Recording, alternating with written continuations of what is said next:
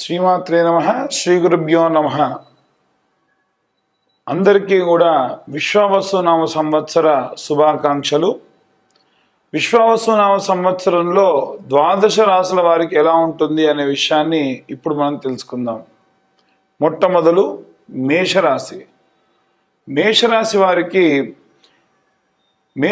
వారికి ఈ సంవత్సరం ఎలా ఉండబోతుంది అనంటే, ఆదాయం 8, వ్యయం 14, రాజ్యపూజ్యం 4, అవమానం 3. ఈ ఏడాది మేషరాశి వారికి కీలకమైన మార్పులు చోటు చేసుకుంటాయి. ఏలిన నాటి శని ప్రభావం వలన వీరి యొక్క జాతకంలో ఎన్నో రకాలైనటువంటి మార్పులు సంభవిస్తూ ఉంటాయి. తల్లిదండ్రులకు సంబంధించి ఎవరైనా ఒకరిది ఆరోగ్యం పట్ల జాగ్రత్త వహించడం మంచిది. ఏవైనా ఆరోగ్య సమస్యలతో తల్లిదండ్రులకు సంబంధించి తీవ్ర మనస్తాపానికి గురయ్యేటువంటి అవకాశం ఉంది. విద్యార్థులకు విదేశీయానము అనుకూలంగా ఉండును. గురువు యొక్క స్థానము మే నెల నుండి చాలా లాభదాయకంగా మారేటువంటి అవకాశాలు అధికంగా కనిపిస్తూ ఉన్నాయి. చాలా వరకు చూసుకున్నట్టయితే విద్యార్థులు పర్యటన, టెలికమ్యూనికేషన్, ప్రయాణాలు వీటికి సంబంధించిన రంగాల్లో మంచి సత్ఫలితాలు పొందెదరు. ఉద్యోగులకు సంబంధించి బదిలీలు ఎదుర్కొనే అవకాశం ఉంది. ట్రాన్స్ఫర్తో పాటు ప్రమోషన్ వచ్చినప్పటికీ పేరుకు మాత్రమే ప్రమోషన్, కానీ ఎన్నో రకాలైనటువంటి ఒత్తిళ్లను ఎదుర్కోవాల్సినటువంటి అవకాశం ఉంది. కొన్ని రకాలైనటువంటి మార్పులు చేసేటువంటి అవకాశం ఉంది. వీరు గతంలో చేసేటువంటి పనిలో ఏవైనా కొన్ని మార్పులు చేసే అవకాశం ఉంది. శని యొక్క స్థానం సాపేక్షంగా ఉండడం వలన ఎక్కువ శ్రమ పెట్టాల్సినటువంటి అవసరం ఉంది. ఉద్యోగులు తమ యొక్క కష్టానికి ఫలితం ఖచ్చితంగా సత్ఫలితం అనుభవిస్తారు. కొన్ని నెలలు ఖచ్చితంగా ఇబ్బంది ఎదుర్కోవాల్సినటువంటి అవసరం ఉంది. ప్రథమార్థంలో ఉన్నటువంటి కొన్ని నెలలు, అంటే ప్రథమార్థం అంటే మే నుంచి అక్టోబర్ వరకు అనుకోండి, అక్కడ కాస్త ఇబ్బంది పడేటువంటి అవకాశం ఉంది. ఆ తర్వాతి కాలం అంతా కూడా చాలా ప్రయోజనకరంగా ఉంటుంది.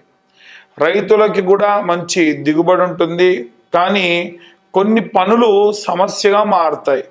చాలా సానుకూలంగా ప్రశాంతంగా ముగుస్తుంది అనుకున్నటువంటి పనులు కూడా విపరీతమైన ఆలస్యము, కాస్త ధన వ్యయము అయ్యే అవకాశం ఉంది. మేషరాశి వారికి కుజుడు రాష్ట్రాధిపతిగా ఉండడం వలన ఈ గ్రహం సినీ రంగంలో ఉన్న వారికి ధైర్యంతో పాటు కోపము చాలా ఎక్కువగా ప్రకటితమయ్యేటువంటి అవకాశం ఉంది. తొందరపడి మాట్లాడము, తొందరపడి దురుసుగా మాట్లాడము, ఎవరో ఒకరిని విపరీతంగా దూషించేటువంటి అవకాశం కూడా కనిపిస్తుంది. రాజకీయాల్లో ఉన్నటువంటి వారికి అద్భుతమైనటువంటి న్యాయకత్వ లక్షణాలు పొందేటువంటి అవకాశం ఉంది. సామర్థ్యం కూడా పెరిగేటువంటి అవకాశం ఉంది. గతం కంటే కూడా బాధ్యతలు కూడా ఈ యొక్క రాజకీయ నాయకులకి పెరిగేటువంటి అవకాశం ఎక్కువగా కనిపిస్తూ ఉంది. ఎవరైనా సరే ఆర్థికంగా వ్యాపారస్తులు కానివ్వండి, రైతులు కానివ్వండి, చేతి వృత్తులు చేసేవాళ్ళు కానివ్వండి, లేదా వృద్ధాప్యంలో పిల్లల దగ్గర లేకుండా ఉన్న వృద్ధులు కానివ్వండి, తెలియని వ్యక్తులతో ఆర్థిక లావాదేవీలు చేయడం వలన ఇబ్బంది పడే అవకాశం ఉంది. సంవత్సర ప్రారంభం నుండి చూసుకున్నట్టయితే మే నెలలో చూసుకుంటే గతంలో శని యొక్క సంచారం 12వ స్థానం నుండి ప్రయాణమై కొన్ని విపరీతమైనటువంటి కష్టాలను ఎదుర్కొనేటువంటి అవకాశం ఆర్థిక పరంగా, ఈ యొక్క వ్యాపార పరంగా ఉంది. ఈ సమయంలో విదేశీ సంబంధిత వ్యాపారాలు కూడా చేసేటువంటి అవకాశం కూడా ఉంది. వాటిల్లో కొన్ని రకాలైనటువంటి ఇబ్బందులు కూడా వచ్చేటువంటి అవకాశం ఉంది. శని కుంభరాశి నుండి మీనంలోకి ప్రవేశించడం వలన గతంలోనే మనం చెప్పుకున్నాం ఏమిటంటే, శని తిరోగమనం కుంభం నుండి మారుతుంది అని చెప్పాం. అదేంటంటే ఇప్పుడు మీరు చెప్పేది మేషరాశి గురించి కదా అంటే, 12వ స్థానం ఏదైతే ఉందో అది ఖర్చుకు సంబంధించినటువంటిది. కాబట్టి మనకు గురువు అలాగే శని 12వ స్థానంలో సంచరించడం వల్ల విద్యకు సంబంధించిన ఖర్చు, ఆరోగ్య సమస్యలతో కూడినటువంటి ఖర్చు వచ్చే అవకాశం ఉంది. ముఖ్యంగా శని కుంభరాశి నుండి మీనంలోకి ప్రవేశించడం కారణం వల్ల మేషరాశి వారికి ఈ పరంగా కొన్ని ప్రతికూల పరిస్థితులు ఏర్పడేటువంటి అవకాశం ఉంది. ఈ రాశి వారికి గురువు 3వ స్థానంలో ఉండడం వల్ల వృద్ధాప్యంలో ఉన్న వారికి మానసికంగా, శారీరకంగా అనేక ఇబ్బందులు పడేటువంటి అవకాశం ఉంది. ఏవైనా శారీరక సమస్యలు మీరు విస్మరించడము, టాబ్లెట్లు వేసుకోకపోవడము, ఎవరైనా డాక్టర్స్ని కన్సల్ట్ అవ్వాల్సి ఉంటే పెండింగ్ పెట్టడము, ఇలాంటి పనులు చేయడం వలన ఆ యొక్క పరిస్థితి ఇంకా విపరీతోత్పత్తిగా జరిగేటువంటి అవకాశం ఉంది. ఎట్టి పరిస్థితుల్లో మీ యొక్క ఆరోగ్యాన్ని నెగ్లెక్ట్ చేయకండి. అలాగే ఈ రాశి నుండి 12వ స్థానంలోకి ప్రవేశిస్తున్నటువంటి గ్రహాల సంచారం వల్ల, అంటే షష్టగ్రహ కూటమి మనకు గతంలోనే మార్చి 29న ప్రారంభమైన కారణం వలన, ఈ కారణంతో చూసుకున్నట్టయితే ఆ యొక్క షష్టగ్రహ కూటమి మీనరాశి 12వ స్థానం అవుతుంది. దానిలో గురువు, శుక్రుడు, అలాగే రాహువు, అలాగే చూసుకున్నట్టయితే గురుగ్రహం మినహాయించి, ఆ గురు రాష్ట్రాధిపతిగా ఉన్న మీనరాశిలో గురుగ్రహం మినహాయించి రాహువు, శుక్రుడు, బుధుడు, సూర్యుడు, అలాగే చంద్రుడు, ఈ గ్రహ సంచారాల వల్ల కాస్త ధనం అధికంగా ఖర్చు అయ్యేటువంటి అవకాశం ఉంది. చాలామంది నీలి రంగు అంటే నల్లటి వస్త్రములు ధరించేటువంటి దానికి ప్రిఫరెన్స్ ఇస్తూ ఉంటారు. ఇంద్రనీలము ఈ సంవత్సరం వీరికి బాగా కలిసి వచ్చేటువంటి రంగు.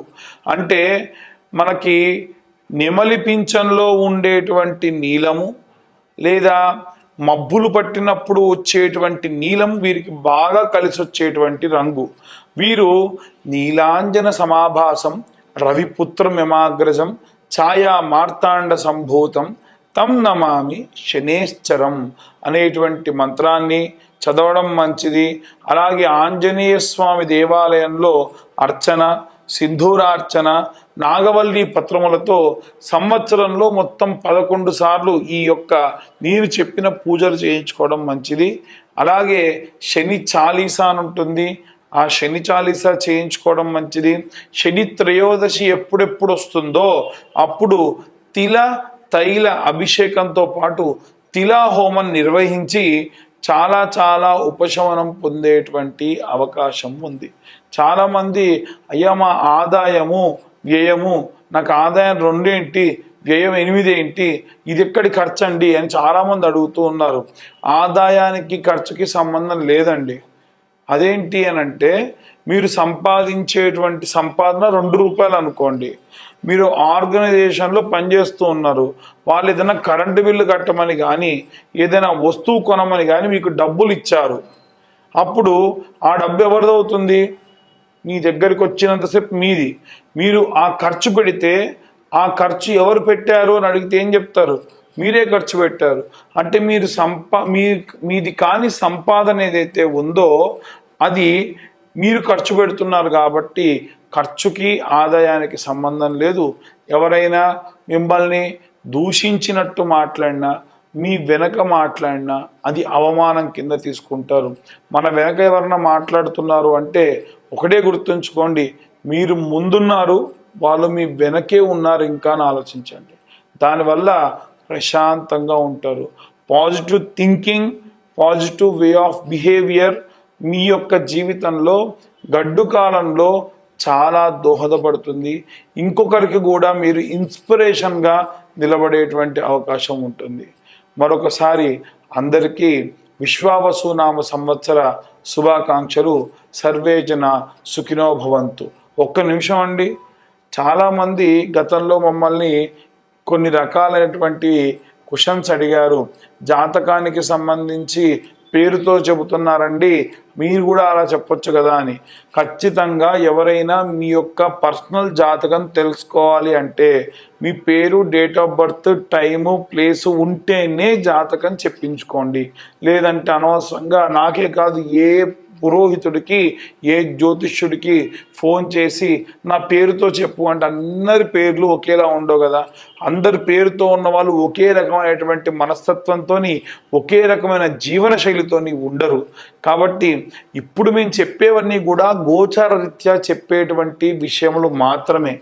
ఎవరైనా సరే పూర్తిగా మీ యొక్క జాతకం విశ్లేషణతో తెలుసుకోవాలి అనుకుంటే కింద ఉన్న నెంబర్కి ఫోన్ చేస్తే మీ పేరు, date of birth, time, place ఇవన్నీ కూడా ఇస్తే డీటెయిల్డ్గా మీ జాతకం మీతో డిస్కస్ చేయడం జరుగుతుంది. మీ లగ్నం ఏంటి, లగ్నం నుంచి పంచమ, సప్తమ, నవమ స్థానాల్లో ఎవరున్నారు, కోణ కేంద్ర స్థానాల్లో ఎవరున్నారు, ఏ గ్రహాలు ఉచ్చ స్థితిలో ఉన్నాయి, ఏ గ్రహాలు నీచ స్థితిలో ఉన్నాయి, మీకు సంబంధించి కస్టమర్లకి ఎలాంటి రెమెడీస్ కావాలనే సంగతి మీతో డీటెయిల్డ్గా డిస్కస్ చేయడం జరుగుతుంది.